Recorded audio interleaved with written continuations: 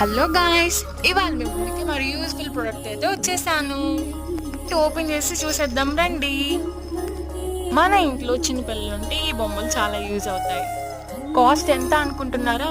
లాస్ట్లో అయితే చూసేద్దాం. ఇవి ప్యాక్ ఆఫ్ 8 అయితే వచ్చేసాయి. ఈ బొమ్మలు చిన్నపిల్లలకి సౌండ్కి రెస్పాండ్ అవ్వడానికి అండ్ ఐ విజన్ బాగా కనిపించడానికి చాలా యూజ్ అవుతాయి.